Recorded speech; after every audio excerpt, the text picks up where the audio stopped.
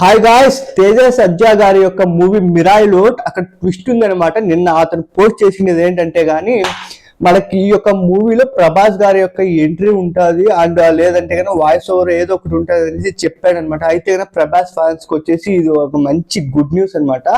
అయితే మిరాయిలో ఈ రోజు రిలీజ్ అయిన ఒక షార్ట్ చూడండి, మన తమ్నెల్ చూసిన వెంటనే కూడా మీకు అర్థమైపోతుంది. అంటే కన్నా రాముడి యొక్క క్యారెక్టర్ ఎవరు వేశారంటే కన్నా మన యొక్క ప్రభాస్ గారే వేశారు. ఒక్కసారి ప్రభాస్ గారు ఉన్నారు అంటే ఆ మూవీ ఎంత బ్లాక్ బస్టర్ అవుతుంది, ఎంత హిట్ అవుతుంది మీ చాయిస్కి వదిలేస్తున్నాను.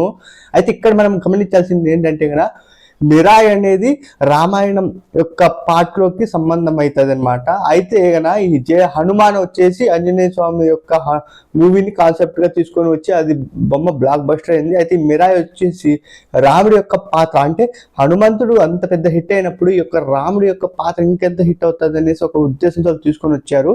అయితే వీటిలో వాళ్ళు ముఖ్యంగా మళ్ళీ యాడ్ చేసింది ఏంటంటే ఎవ్వరు తీయటువంటి ఎప్పుడు చూడటువంటి ఒక కొత్త లోకానికి తీసుకొని వెళ్తారు. అండ్ చాలా అక్కడ మనకి మిరాకిల్స్ జరుగుతూ ఉంటాయి అనమాట, వాళ్ళకి పవర్స్ వస్తూ ఉంటాయి.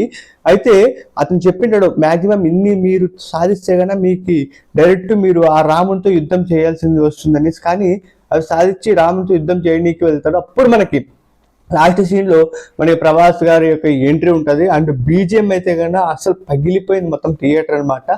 అండ్ వాళ్ళు చెప్పినట్టే దీంట్లో మనము ఎక్స్పెక్ట్ చేసే దానికంటే కన్నా ఎక్కువ ఉన్నాయి అనమాట ట్విస్ట్లు.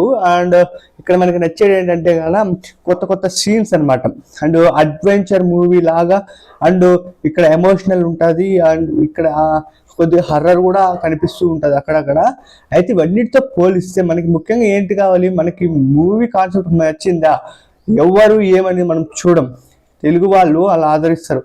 అయితే ఒక తేజ సజ్జా గారికి మళ్ళీ కూడా ఒక బ్లాక్ బస్టర్ పడింది అనేసి చెప్పవచ్చు. అండ్ ఇక్కడ మంచు మనోజ్ గారు ఇక్కడ నటించిన ఒక యాక్టింగ్ చూడండి, అస్సలు అతన్ని ఏదేదో చాలా 10 years దూరం అయిపోయాడు, వాళ్ళు ఇక మూవీస్ లో తరుము రారని చాలా వరకు అతను అన్నారు. అయితే కానీ దీంట్లో యాక్టింగ్ కానీ ఫైటింగ్ కానీ ఆ సీక్వెల్స్ చూడాలి, అస్సలు మైండ్ బ్లోయింగ్ అనమాట.